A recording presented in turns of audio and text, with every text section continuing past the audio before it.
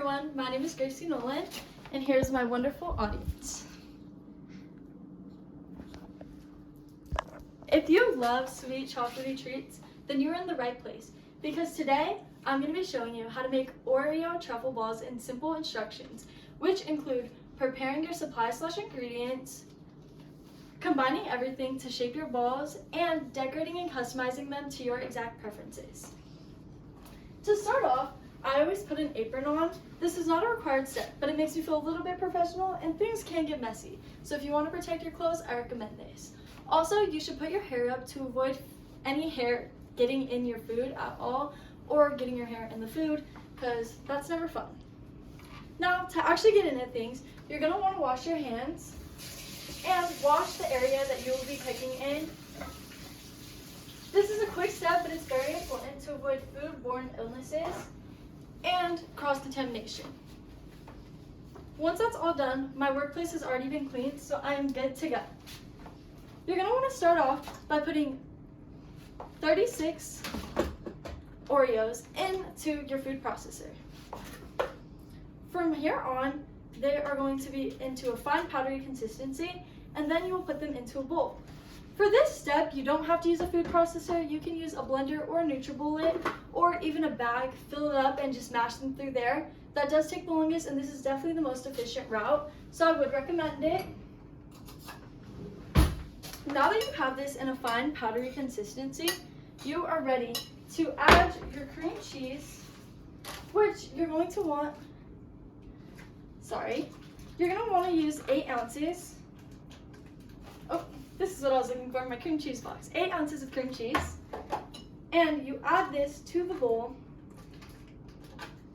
And for this part, you can knead or just continue stirring until it's ready. I think kneading tends to be the fastest route because the cream cheese is usually pretty hard, even though you're going to want it at room temperature. So you'll knead that in until it's one huge ball that is formed together and no powdery clumps on the sides. That's something you're going to want to avoid. And then after that, once it's formed into a huge ball, you can wash your hands, once it's formed into a huge ball, that's when you'll begin making mini balls in about 1 tablespoon sizes.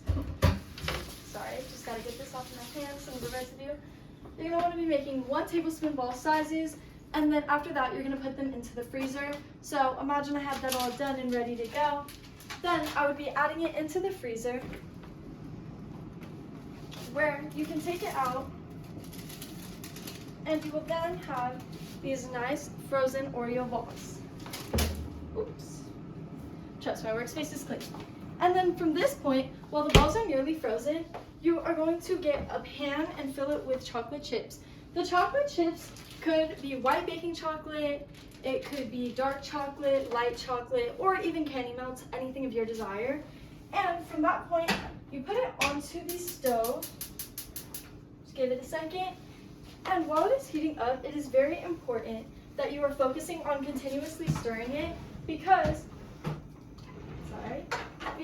frozen or burnt chocolate will definitely ruin the recipe, and you don't want it to be clumpy or gross. So currently the chocolate is just melting, and once it gets to a fully melted and smooth stage, that is when you will dip the balls into the chocolate, and then you're going to put them back onto the pan you originally had.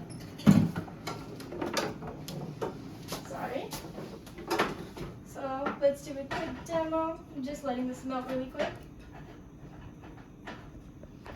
Perfect. And then you can dip the ball into the chocolate. I recommend grabbing a fork for this step because you don't want to burn your fingers on hot chocolate. And then once that is done and fully covered, you can take it out using your fork, put it onto the pan you originally had, and then put it into the freezer. Once they're done freezing, which these ones already are, you will take them out of the freezer after about 20 to 30 minutes, and then they're going to be like this, which you do not necessarily want. You want to break them off so that they're smooth, easy, fine pieces, which are better for eating and better for the overall appearance of them. Overall, that's going to be all the steps you want to memorize, so that you can make these Oreo truffle balls. But don't forget that this is something that has total creativity and you can let that run free. So when the chocolate is finished melting and you're putting it back onto the pan before freezing it, you can add any type of sprinkles you want, anything seasonal, any colors you like, drizzles, fruit toppings, anything of that sort to make it something that you prefer to eat and something that has flavors that match your likings better.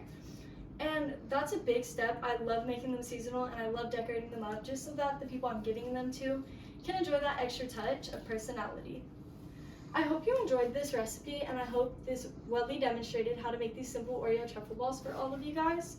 Here is my audience once again. Thank you.